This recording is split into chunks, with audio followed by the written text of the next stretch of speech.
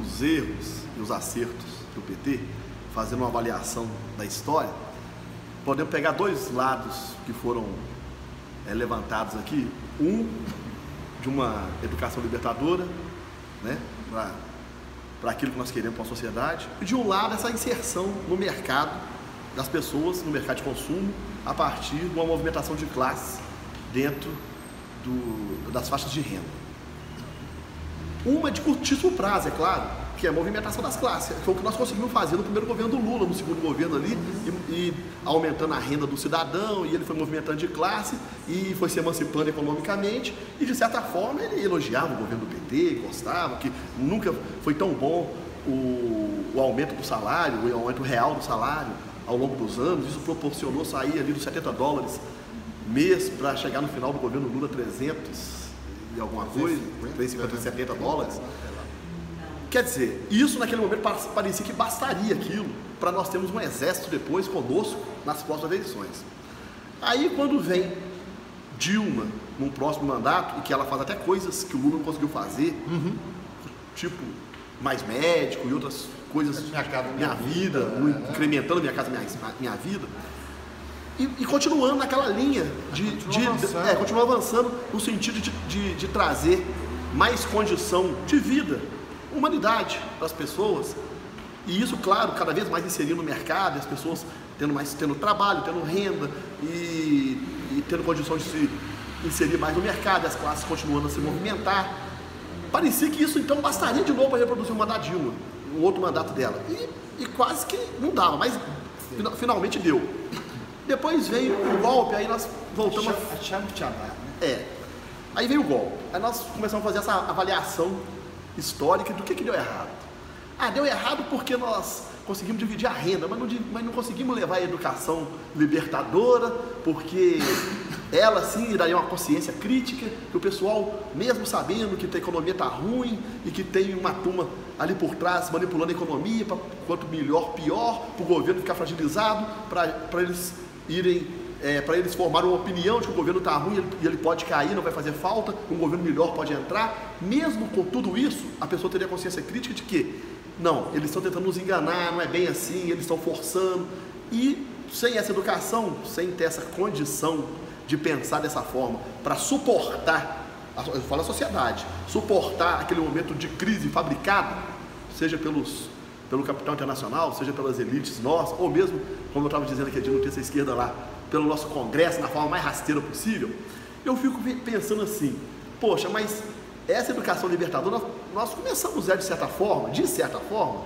por exemplo, o MEIs, foi uma iniciativa muito boa lá atrás, e foi um exemplo nosso aqui, que reproduziu para o país afora. Nós fomos para o ProUni, nós fomos lá no Enem, nós fomos no Brasil Sem Fronteiras, e outras medidas, outras ações que a gente conseguiu fazer na educação dentro do pouco tempo que nós tínhamos de governo, ou no pouco tempo que a gente tinha condição de movimentar.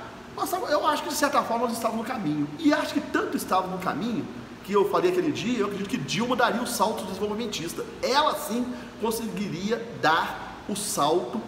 para a gente ter condição, ter o petróleo, aquilo que queima para virar dinheiro, para poder financiar 80% para a educação, 20% para a saúde, que era o dinheiro do pré-sal. Ela conseguiu aprovar o marco do pré-sal. E aí eu faço uma provocação que é o seguinte: se fosse o Lula no lugar da Dilma, digamos que tivesse essa condição de reproduzir os mandatos, como lá na Bolívia, né, o Evo está lá há mais tempo,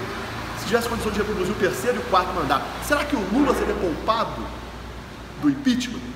Eu, nessa provocação que faço, e as pessoas ficam assim balançadas, eu falo, com certeza ele sofreu impeachment também. Sim. Porque o impeachment, na verdade, que é o golpe, na minha concepção, ele é um momento histórico em que eles percebem que existia uma fissura, de certa forma, no nosso governo, seja ela fabricada ou não, ou pelos nossos próprios erros, mas que eles sabiam que se distribuindo a renda, nós conseguíamos reproduzir 4 mandatos. Imagina se distribuísse o conhecimento, a educação, se nós conseguíssemos chegar na educação libertadora. Eles ficariam igual na Europa. Depois de 60 anos, o partido da ultradireita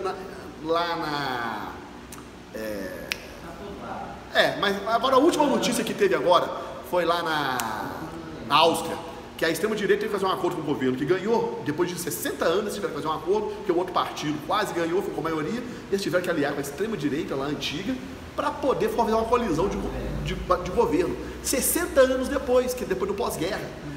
E aí eu penso o seguinte, nós, aqui no Brasil, estamos caminhando para um tipo de coisa dessa, para daqui 50 anos falar, depois de 60 anos, finalmente a direita conseguiu romper o governo socialista do Partido dos Trabalhadores e chegar ao poder novamente, porque isso, aquilo outro. Eles perceberam nós temos a gente gosta de fazer essa discussão histórica, né, essa coisa, mas eles também têm essa percepção, eles não são bobos, e eles viram que se não fizesse aquilo naquele momento, fatalmente nós teríamos reprodução de outros governos do PT e outros governos que cada vez mais que se reproduzissem iam deixando legados, aí sim não mais só de mercado, mas legado de educação, e esse legado de educação já formaria uma massa crítica que já não mais bateria palma só para quando a renda aumenta, mas que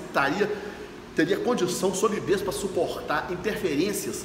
internacionais, interferências da Câmara dos Deputados, interferências da elite, tentando derrubar um governo popular, fabricando crise, mas eles perceberiam, não, isso aqui é porque eles querem voltar e nós sabemos que o importante é garantir a nossa educação, é garantir o pouco que nós temos no mercado. Eu tenho essa avaliação. Então, resumindo, para mim,